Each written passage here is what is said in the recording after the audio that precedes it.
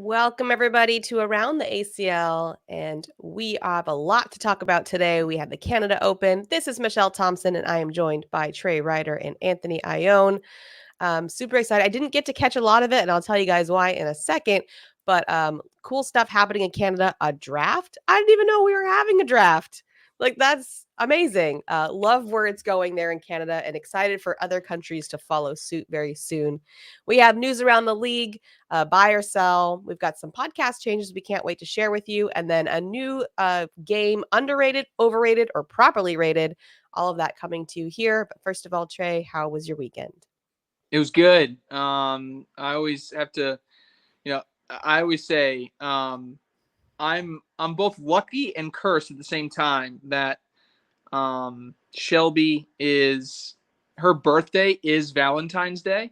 Right. So I get to have to double up on everything that I do. So like this time of the year, you got to knock it out of the park. So we did kind of we did a little celebration of her birthday. Shocker! I'll let you guys guess where that was. So oh man, that's a tough one.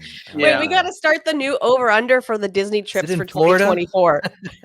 So we did a little bit of that, just a quick trip, and she had a good time. So I just need to follow through on like getting a good dinner reservation for her actual birthday, and then I'll be in the clear for this time of the year. So that's good news. I'm on a good front there. So spent most of my time there, and then got to catch a little bit of action of the Canadian Open, which is good. So watched a little bit on my phone as things were going, especially listened to it on the drive home for a nice 7.5 hours. So that was good. Yeah, I mean, it doesn't help that your wife's an amazing gift giver either, right? Like, correct. That's not why like it's I don't even. Here's the good news. I don't even try to do gifts anymore. I just do experiences because experiences she's always going to have a good time. But a gift, if I get the wrong gift and you know how good of a gift giver she is, then I'm in trouble. So I just avoid it altogether. Fair. I think it's wise. Anthony, how about you? Did you catch any of the cornhole this weekend? Yeah, for sure. Caught some cornhole, and I'm finding myself throwing more bags lately. Wow. I was thinking about it. My last tournament is coming up on a year anniversary in March. So because of the lab, so I'm here in the ACL lab, all these bags you see behind me are the 2024 models, and we're doing a bunch of testing here in the lab. So I'm around bags a lot more. I've got some Wizard L's from Rich. I appreciate that. So I've been kind of going through some bag breaking theories. And so I was throwing bags. I'm finding myself throwing bags more. I said it was like maybe 3 weeks ago where I said I tried my first kind of test, and I lined myself up against Ghost Nines and really surprised myself. So I gave up 1 point. I won 21-1. And anybody who plays Ghost Nines and you win like that, you're like, damn, I should have played Ghost 10s. Like that would have been my chance to beat Ghost 10. So now I'm finding myself, no joke, it was Wednesday night, and I actually looked up tournaments. I'm like, wow, what are the chances there's a tournament tonight? Like, maybe should I go try and get in a tournament? And I saw some stuff, and I'm like, I didn't end up playing in one, but I kind of feel like, maybe a tournament is coming in my future soon, because I just haven't played this game in so long. And I have this false sense that I'm good, and watch, I'm going to get in a tournament and just suck, like have one good game of Ghost Nines and then just suck. But I've been throwing bags a lot more. I think everybody hates you right now because you just said you never play and you beat Ghost 9. I mean, I know I do. So there's that. So thank you for that little tidbit today. No, I think that you're probably going to do just fine, Anthony. I'm not worried about you at all. I didn't catch a lot of it. I was actually out of town. I was visiting family and friends in LA, and so I just didn't really get a chance. I was just present with them the whole weekend, so didn't get to catch a lot of it. But I see Jimmy Humans was our singles winner, doubles. Yeah. Jordan Power, Joe Niestead. So congrats to all of the U.S. guys there. For the Canada Pro Singles, Brandon Brown took that down along with doubles with Bernie Portalesi. So no big shockers there. Dang it, my hot take didn't work out. I was looking forward to my spicy hot take. That was hot. Congrats to everybody. Trey, what are your thoughts? Yeah. So I think first and foremost, got to talk a little bit about Jimmy Humans. I think to an extent he's becoming a poster child for the international game, and I think that's intentional on his front, right? I mean, I think Jimmy Humans is a great player, but internationally he's becoming recognized as one of the best players in the world, right? And when we put Jimmy Humans on a scale of where he would be here in the States as a pro player, let's be honest about where he is. He's a top, maybe 25, 15 player. That's kind of his range. I think where he is right now, he can certainly blossom up to a higher ranking, and he could fall lower than that depending on the day that he in particular has. But when you look at his travels internationally, he's truly performing at a very, very high level, and doing so in incredible fashion. So, shout out to Jimmy Humans for committing to that level of travel, but he's also becoming a very recognizable face in that international game, and I think that'll continue as he continues to play at all these different international events. So he gets another one. He gets a big win in Canada to go alongside a lot of his European titles. I think he's a little bit bummed he didn't make it out to Australia to perhaps steal one of those titles as well. But now he's won. He's won on multiple continents. He's won on multiple countries. And I think that's really impressive. Jumping over onto the doubles side, I think you could start to say the same exact thing about Jordan Power. Now, Jordan Power has yet to have the European success that Jimmy Humans has had, but at least in Canada, Jordan Power has shown that he wins more than anybody in the country of Canada when it comes to these big open events when you're having these larger opens. Now, as the year goes along, Canada is going to have more and more of these opens, and you're going to have more opportunity for some of these Canadian players to make a name for themselves. But in reality, Jordan Power is a powerhouse up there north of the border, and he continues to win. He's won singles now. He's won doubles. He wins doubles again, this time alongside Joe Niestedt, and he's won it with different partners in the past. So there's something about whether it's that building in Niagara Falls, Jordan Power continues to deliver at a really high level. Joe Niestedt is another person that continues to get some success. We talked about it was Joe Niestedt's breakout last year at this Canadian Open that he won. And then he turned around and we kind of said, oh, it was really good, pat on the back, but we really want to see it at the open level or at the pro level here in the States. And what did he do just a couple weeks later? He wins that signature open event last year. And that kind of set him up to really have a successful season. If you think about it, Joe Niestedt was an MVP candidate the first half of 2023. Now, he didn't finish in the same regard that he did, that he started the season last year, but it at least propelled him into that conversation, which put him on the map in a way to be a really dominant player. Can that same level of success do the same thing for Niestedt again with a new partner, this time playing alongside his pro partner? Or could you argue the same thing could be said for Jimmy Humans and or Jordan Power? Is this a really good stepping stone event with good timing as we're getting closer to that pro season to give them the uplift that they need to maybe be part of, if not the MVP conversation, are we talking about a top 10, top 15 conversation? So really impressed with what we saw there. Really impressed by Team Titan in general. Team Titan threw a lot of players out there. We had Trey Birchfield and Adam Hissner had another really strong run. We saw Austin Slowbaum. We saw Nico Morales had a really strong appearance there. So all of those players came out as a unit and really dominated in doubles.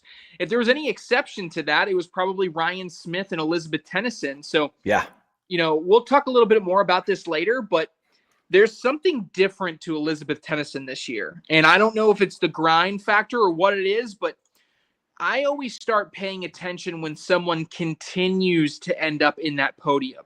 And now this is multiple events back to back. Now, granted, one was an open event with maybe the not best competition in her bracket. Sure. Then we follow it up with a Canadian Open in doubles, which isn't going to have the same level of depth. Sure. But it's still an impressive run that she's been on over the past couple months. This time, she plays alongside Ryan Smith, which we know at any given time can be near the top of the game. And she's just someone that I'm paying more and more attention to when she walks in the building. And no, was that women's division the most stacked we've ever seen? But there were other pro women in that field that Elizabeth Tennyson had to beat to get there. And pro women that on a national perspective are ones that we talk about very often. So in the end, was impressed with some of the top level talent that went out there. Frank Verona had himself a good day, but I won't steal Anthony's thunder. I know he's a Frank Verona fanboy, so I won't talk too much about him. But in the end, yeah, Big facts. impressed by Fanboy. some of the players that went up there to Canada. I hope you wear that shirt, Anthony. I want to see you wear Frank Verona fanboy t-shirt. I'm all here for it. I'll do it. Anthony, I'll do I it. on Frank Verona. I will rep it. Yeah, Frank Verona stan is right. All right, what you got, Anthony? Yeah, you kind of talked about hot takes at the beginning, Meesh. So yeah, my hot take from last week, you kind of led to it, was Nico Morales or Frank Verona win singles. I went with Nico ultimately because I felt like it was the hotter take, simply because Nico has that bag running style of game and an all-in commitment to airmail. High risk, high reward, and we know that that style of game is just not winning championships anymore right now. Example, Donald Cupp wins his bracket, leads his bracket in PPR here at the Canadian Open, took 7th. And then his lady, Maya Cup, was right at the top. I want to say she was like 3rd. Also with the bag running style game, big airmail, took 13th in her bracket. And she was just shy of 10 over 53 rounds. And in that field where the talent is a little bit lower, there's a chance for Maya Cup to break out. She probably came in and got the numbers she wanted PPR-wise, but you're just not going to get the wins anymore with that style of game.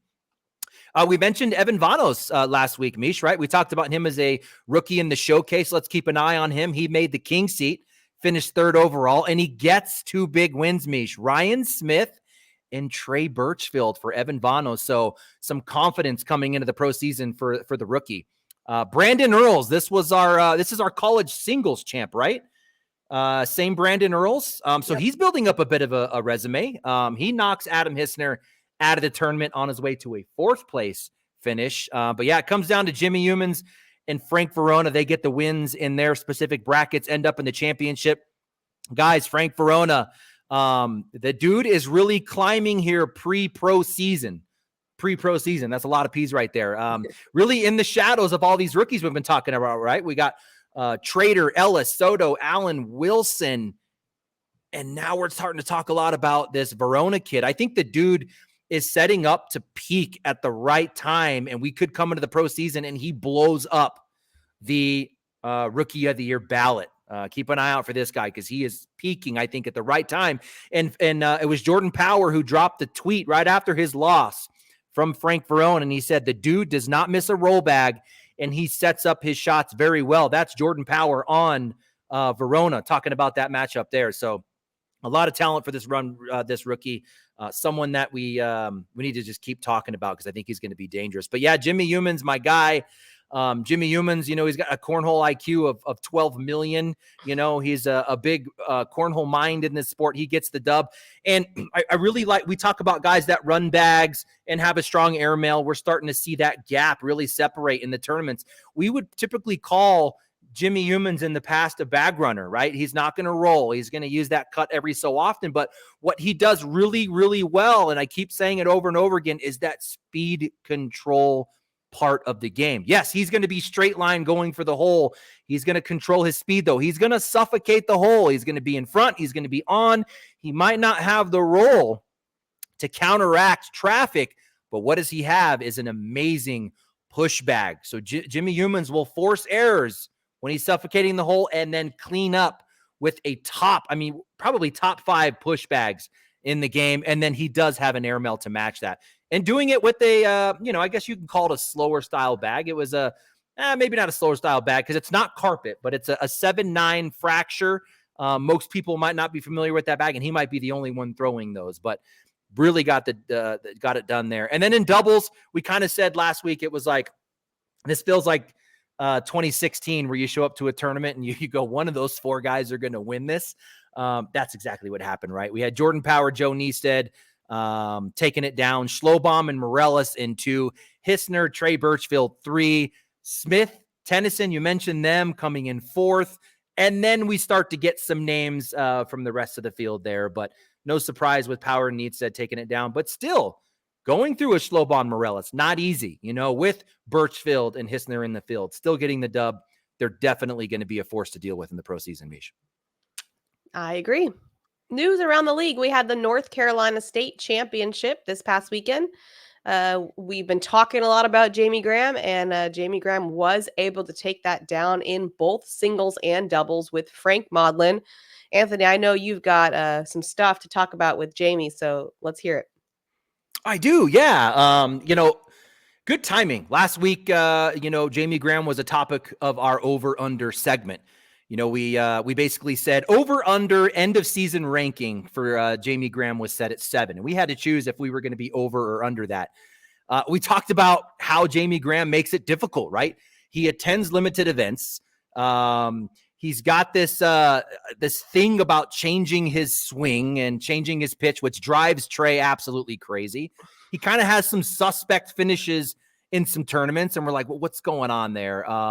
But the thing is when the pro season starts, the dude always shows up. And did the reigning champ show up this weekend? And he did change his throw again, Trey. He showed up, got the sweep with the new swing. Just kind of walk you guys through this because it's an amazing run through the North Carolina State Championships in singles. Again, this is a state championship. Look at this bracket he's dealing with. You got Travis Purser, Chad Hunt, Duncan Clemmer, Colby Shearer. Let's throw Tyler Poitras in there, Jackson Gore, Eric Davis, and then you can sprinkle in Hunter and Peters. This is the kind of bracket that he's dealing with at the North Carolina State Championships. That's just one bracket, by the way. There's a whole nother bracket. This guy, Jamie Graham, he throws a 10.55 over 75 rounds, but what's more important, a 1.45 DPR on average, and he goes through an all-pro field. On average, he's winning 21-5. Tyler Poitras, 21-0. Colby Shearer, 21-0. Takes down the bracket, 21-0. Goes undefeated. The dude fries the field. He threw 49 of 56 bags in the hole in the final to take down Maudlin. Good run for Maudlin, by the way. We talked about the slide game in the airmail. He goes through a bracket with Josh Holland, Derek Holland, Pat Sem. He beat Jake Gore twice. Stop playing. But it was the Tommy Sliker, ACL Pro Tommy Sliker, which really got my attention this weekend. Feed pops up and it says 91 of 92 bags in the hole right now for Jamie Graham at North Carolina State Championship. I was like, what? So now I start digging in. He shows up, gets the sweep, singles and doubles. He takes down doubles with Maudlin, and we get into doubles, Meesh. It gets crazier. He threw an 11.25 in doubles with a 131 DPR. 11.25 in a tournament. The match to get to the king seat. Derek Holland against Jake Gore. We got two top 20 pros from last season. He threw 9 4-baggers, 36 consecutive bags, a 12 PPR in that match. He lines up against Jake Gore. He outscores Jake 22-0 in that match. Their only loss on the day was in the king seat against Tyler Poitras and Stephen Moore. And in that loss, Graham lines up against Tyler Poitras. Tyler Poitras missed 4 bags that entire game. He threw an 11.25. Graham said, doesn't scare me. I'm going to better that one 11.33. He wins his side of the board. It's Maudlin who gave up 17 of the 21 points in that loss, lining up against an amateur, Stephen Moore. Doesn't matter. They come out of the loser side. They get the win in that one. Going through, Clemmer Holland, 21-4. Jackson Gore Shearer, 21-6. Purser Manuel, 21-4. Clemmer Holland again, 21-3. And then they get Purser Moore, 21-3. Absolutely dominated that. And Graham switching bags, switching throws, switching bags. We know that's what he does kind of coming into the pro season. He's playing with stuff. He is really dedicated to these all cornhole shag attacks with the step over, Trey. If the pro season started today, right now, Jamie Graham goes into the pro season with a step over, throwing shag attacks, and I think he makes another run at the World Championship. But does he keep it? Anthony, does he keep it? It is very possible you go into the World Championship and he has a static non-step. Watch. All right. I have the solution for Jamie Graham and Frank Maudlin. Okay. Because here's the thing. When I look at this, you look at those results. Jamie Graham in singles, dominant. Frank Maudlin in singles, dominant. Dominant. Frank Maudlin and Jamie Graham in doubles, weird. Okay. Here's my solution for Jamie Graham and Frank Modlin. Go into a tournament, okay, and don't say a word to each other the entire time. Don't look at each other when the other person is throwing. Go and face the wall. You don't Just think it's the stare at the bags? wall. You don't think it's the bags? No. Stare at the wall. Stare at the wall and don't look at each other, okay? Because something is happening dynamically with Jamie and Frank. When I watch Frank play singles, that guy is throwing the same speed as Jacob Gore. He is not thinking for a second. And when I watch Frank Modlin play with Jamie Graham, every bag he throws is a decision, it's an excuse, it's a clarification, it's something. And they're not playing free. Jamie Graham is showing me in some of his singles that he can play free. Frank Modlin is showing me when he gets to play free, the guy is unbeatable. Stop overthinking it. Stop talking to each other. Get up to the board and throw the bag. I don't even want you, if the hole is closed, take a guess. Guess if you should throw it in the hole right now. Do not, zero communication. Don't even ask if it's open. Don't take any timeouts. You go into the game assuming you have 0 timeouts and a 3-second shot clock. And I guarantee you, if they approach the next tournament that they play in together like that, it will be the best version of Jamie Graham and Frank Modlin we will ever see. Because whatever it was, this was the case 2 years ago, 3 years ago, and it's the case now. But Frank Modlin, something in his brain is different when he walks up to a doubles game. And now I could argue we saw even something similar with Cheyenne. And Cheyenne definitely is not the same type of personality as Jamie Graham. She is not as vocal and not going to have those one-on-one conversations. But it was almost as if Frank was continuously looking for validation, and maybe not validation isn't the right word. Maybe it's confirmation that what I'm doing is what you want. And that has got to go away if Frank Modlin is going to be a successful doubles player. I don't think there's a problem with Frank's throw, his play style, and his ability. I think it's on whatever this dynamic is when he hits doubles. So there's my advice. Jamie, when Frank is playing with you, turn around and don't pay any attention to him. You know, that actually brings up a memory from, I think it was the regional last week or a couple weeks ago. I felt there was like a weird timeout in there, right? Where it almost looked like Jamie Graham was questioning Frank's decision on a specific shot. And I think you actually called that out in the feed and was like, whoa, what? I don't know if that's good timing. The game is still active. So yeah, I think that led into your comment there in a good point. I think it's valid. Absolutely. No talking. No talking. Zip it. Well, Frank's just like a really nice, considerate guy. I think it's his personality, so it's hard for him probably. But when he's playing single, he's playing very selfish, right? Just whatever I want to do. It doesn't matter what anybody thinks or cares. And he doesn't. If you watch it, I'm serious. For a senior, he is the fastest throwing senior player I've ever seen. Maybe Philip Hayden was up there, but when you got Frank Modlin, Philip Hayden, those games were quick, which is you never see in seniors, and that's because there was a no hesitation delivery. And Frank Modlin, how many times do we see him in seniors or in USA Cornhole dominate in singles, but then he comes out in doubles and he just doesn't live up to the same level of expectation? All right. There you go. You heard it here. Now it is time for buy or sell. First one's going to be Jimmy Humans is the international GOAT. I'll buy it for now. Okay. Look, I mean, we're early. We're young in the international game. He can have the title for now, right? But I think as we grow, that'll change. Tony Smith, Mark Richards have had some success. Jordan Power obviously had some success. Jordan Power may have that title if he chooses to make some international travel, right? There are different ways that you can show that level of success. So for now, Jimmy Humans has won in multiple continents. He's won in multiple countries, and I think he's earned that reputation. So I'll buy it for now. Anthony?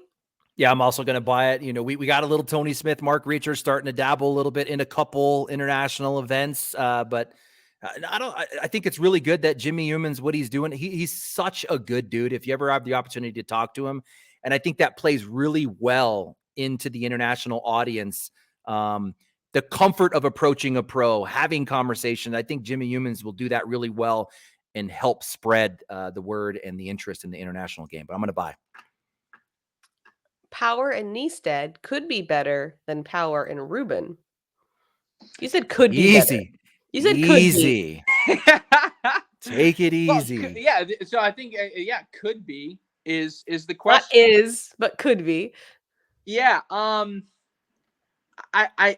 think I'm gonna have to sell it. I just cannot see, and maybe I'm crazy, but when Jay Rubin is there, he's in that zone. He was a madman, and you just couldn't beat him. I talk about the it factor. Jay Rubin at times had that it factor. Now, when you compare him to certain people, I think in the end, he might not have the same level of it factor consistency as Tony Smith and Mark Richards, but he still had it in some instances, and that's what it took to win a world championship. So could Jordan Power and Joe Neisted win a doubles world championship? Could they win, their round limited championship? I can't see it right now. I'm going to have to sell. Anthony? Yeah, I'm also going to sell. It's not just a skill thing. I think you hit the nail on the head there. There's something about Ruben that he brings to that doubles partnership that's just beyond skill.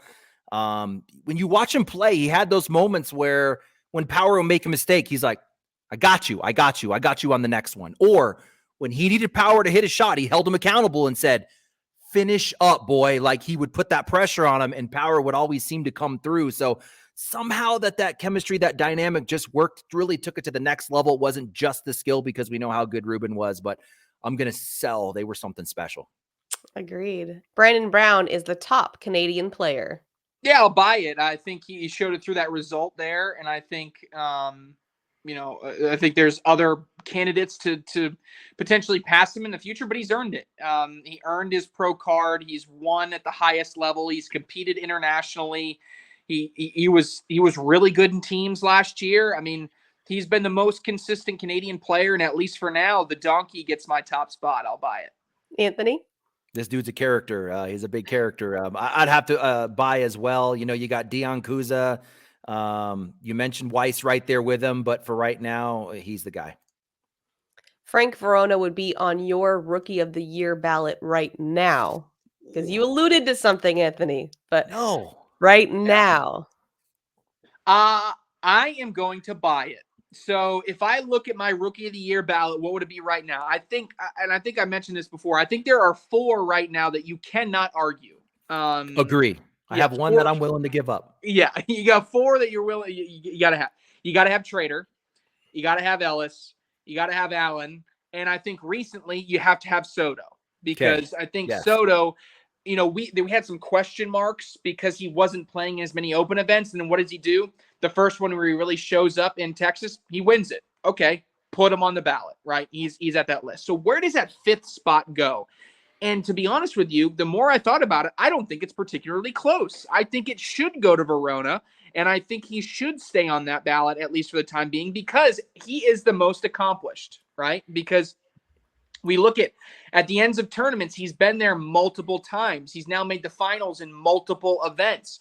What other rookie can we say out there at this given time has been able to do that? Are there other potential people that could get there once the pro season comes around? Absolutely. But as of right now, Frank Verona is the one that is showing the most level of consistency. And for that, he deserves to sit at that spot, on that last ballot spot for me. Anthony, what do you think? I think that 5th player, and Trey would probably agree that, is it Braden Wilson? Is that the one player you're thinking about where it's like he's out, Verona's in? This is tough, but I'm actually going to go the other way.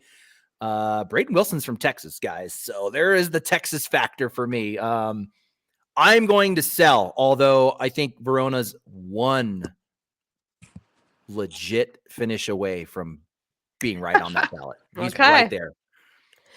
Elizabeth Tennyson finishes as a top 5 female. We kind of flirted with this last time. We said, is she a top 3 female? I sold that. You said, you look at the list of where people are. Now, we've extended it now to top 5. and saying, will she finish there in the top 5? I will buy this. And I think this is a little hot. This is a little spicy, but I still think you're going to have the consistent finishes out of Bubenheim, out of Belvin, out of Streaker, out of Finley, right? So then who's that next tier? Who's that Bella. 5th spot? Yeah, what about right? Bella? Bella Suprenant. You have Bella Suprenant. You have Yeti Irwan. You have Kaylee Hunter. Could those people get into those places? I'm betting on either A, Bella may not be able to consistently finish at that high level for other reasons, or she doesn't have the consistency or something like that, or one of those 4 that I just mentioned isn't as consistent as we originally said. So I'm banking on one of those if I'm going to put Elizabeth Tennyson into my top 5. And I think I'm willing to take that risk. She's been so consistent over these past few months, and I'm seeing a grinder mentality. That's something that when we talk about Anthony is such a fan of people that are dedicating extra time to really take their game to the next level. I see that in Tennyson. Yeah. And I think because of that, that's going to be the difference maker. So I'm willing to go on an edge and say buy, knowing that it is a pretty spicy take. Anthony? I'm going to go out on the edge as well. I'm going to buy 5. This was tough to do, but as I think about it more, I agree with the 2 or 3 that you said are not going to budge. There's no way to break, and that's why I sold on the top 3. But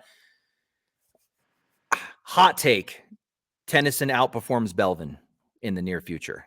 That's my hot take. That's what I'm really thinking here. Interesting. I can't settle on Finley, Streaker, Bubenheim, or Bella. So I think it comes down to Tennyson, Belvin. Mom, she's got a lot of things going on right now, guys. I'm going to say that Tennyson makes a move. Okay. All right. We actually have some news to share with you about our Around the ACL podcast and some other changes coming to our content.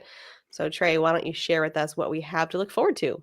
Yeah. So, in an effort of trying to, I think 2024 from a big picture from the ACL is somewhat getting back to basics and getting back to things that we know we do really well and prioritizing those. And instead of a lot of people trying to move in a lot of different directions, trying to, in a way, consolidate and say, let's identify this thing and let's knock it out of the park. Right.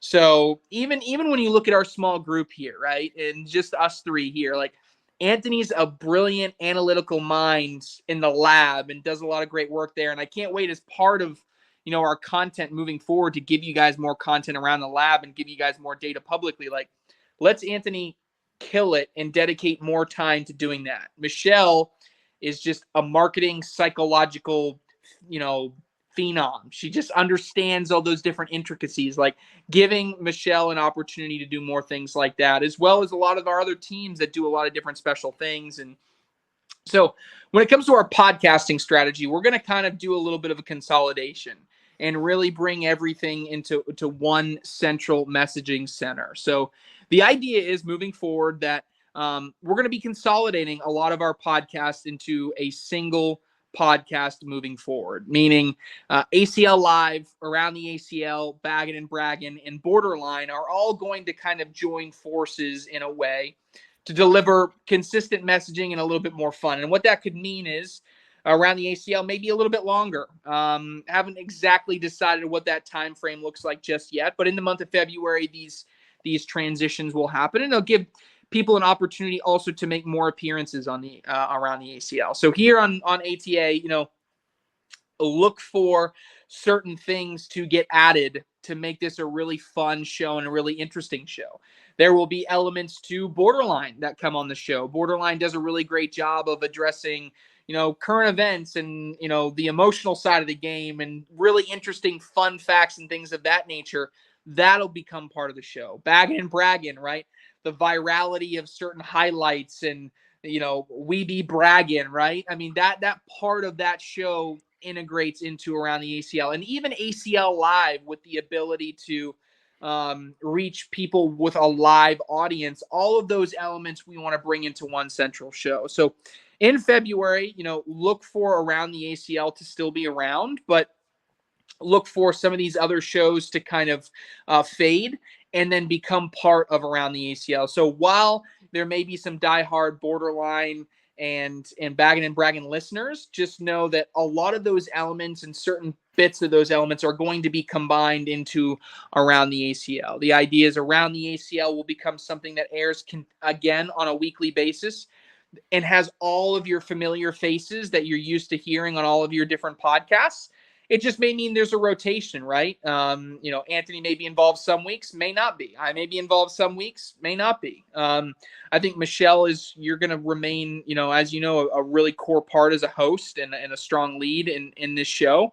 And also give Around the ACL an opportunity to premiere live in some instances on different platforms so that people can get the power of the notification, right? When something goes live, similar to what ACL Live does, and also give an opportunity for this show to be a little bit longer if that's what the cornhole nerds out there really want, is to get their full feel of a longer podcast. So in addition to that, the dedicated media team being able to clip certain portions of this, right? Anthony does a great job right now. If we say something ridiculous, he grabs it, he throws it up on his social media. There's going to be more of an effort that here in the future to get those little viral sound bites. And when you combine additional personalities, right, and other people coming on this show just besides us, right, I think it has the potential to really do that.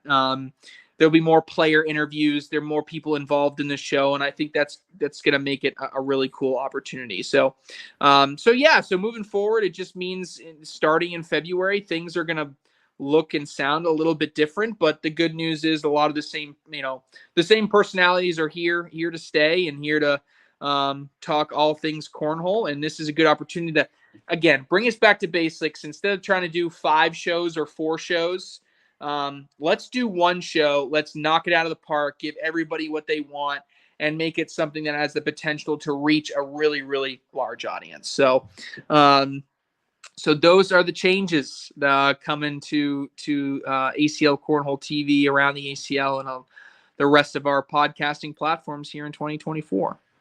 Awesome. Definitely excited for all the things coming. Can't wait to share them with you. More things coming in March as well. So definitely stay tuned.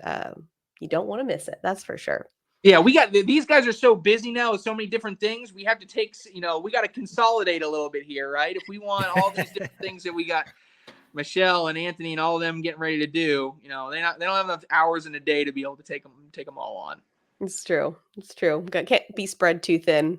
So next up, we got a new little game: underrated, overrated, or properly rated. I'm going to read a player, and then you guys are going to say if that player is over, under, or properly rated. The first one is Jordan Power. Jordan Power. This one is tough because I think there's a public perception out there that he's just a little bit, not a little bit, he's mouthy, right? And so a lot of times that hurts people's perception of him. In a way, I think that makes him underrated. I'm going to say Jordan Power is underrated because there's this perception that his talking doesn't always live up to the hype.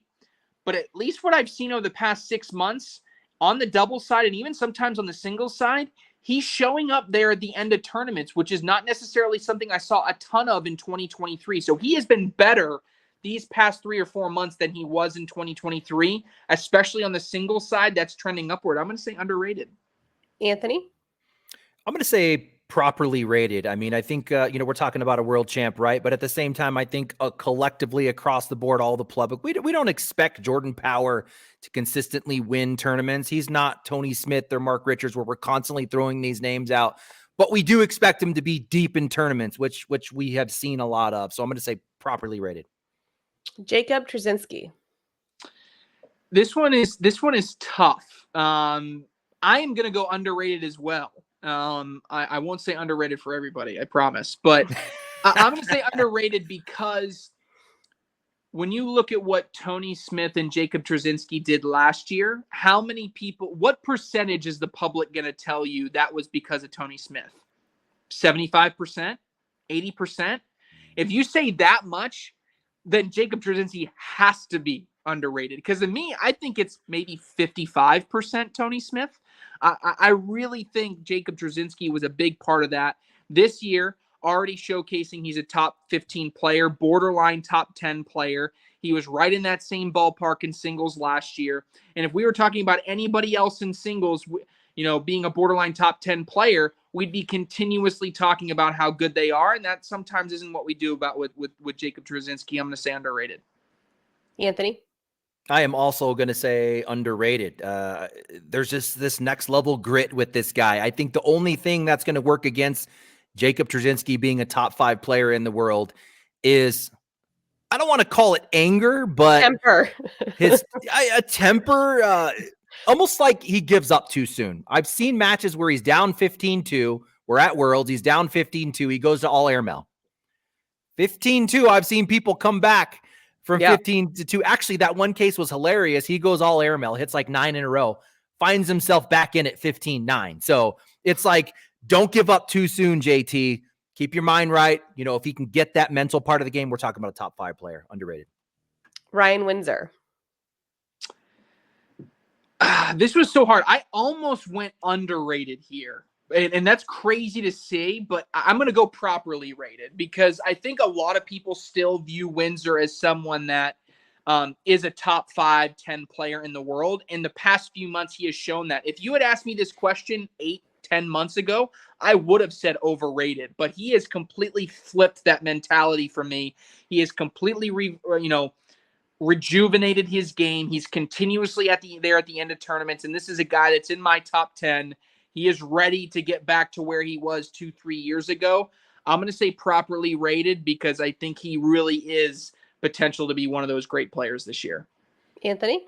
I'm also going to say properly rated. And assuming everybody has been paying attention and looks at Ryan Windsor as a top 10 player in this league, as a guy who can win any tournament he gets in, as a guy who's back into that rut of being a top 2 player. This was a guy that was top 2, 3 years in a row. I think he's back to that level of play. So properly rated if you're paying attention.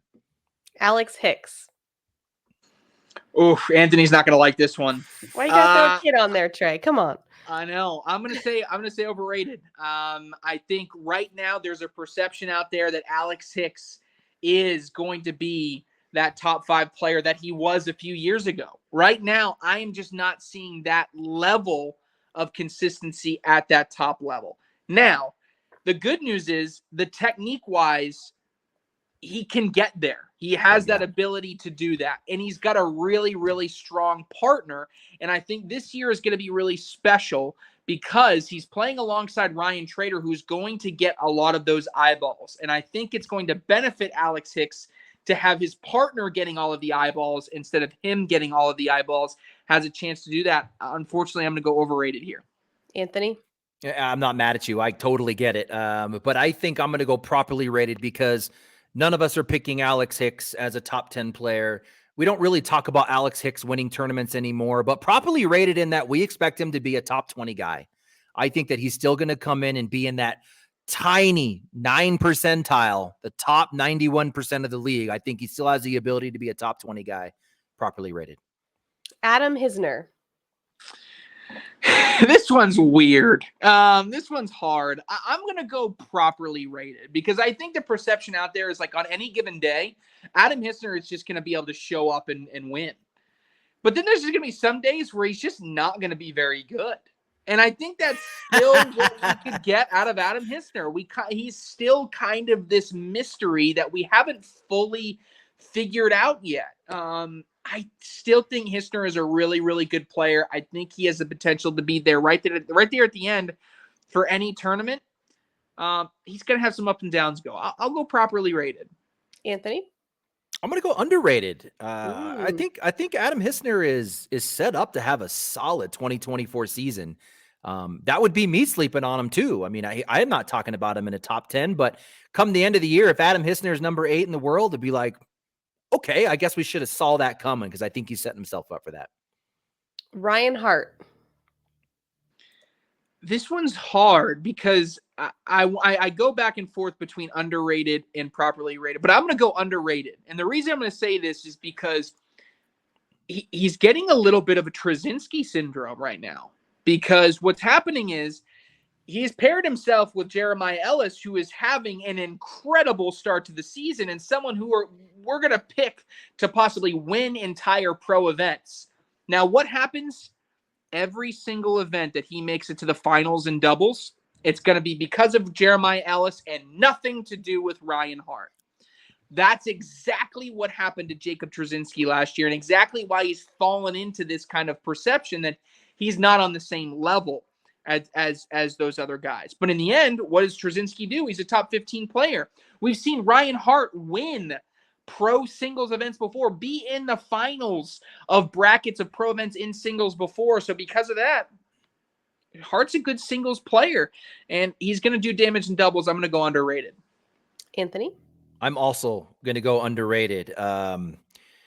Yes, I agree with you what you're saying about the Ellis partnership. I've only had a few conversations with Ryan Hart. I don't know him intimately, but what he's showing me at the pro level is that he can give two shits about not being the A player in a doubles team. I think that he just quietly keeps grinding. He just does this thing. He stays quiet. He puts his head down and he grinds. And he has a lot more to his game than people give him credit for. You know, he's throwing a style of bag that doesn't necessarily highlight a role or some of this complex capability, but he has all of those shots in his back pocket. I think underrated for Reinhardt. Trey Birchfield. I'm going to go overrated.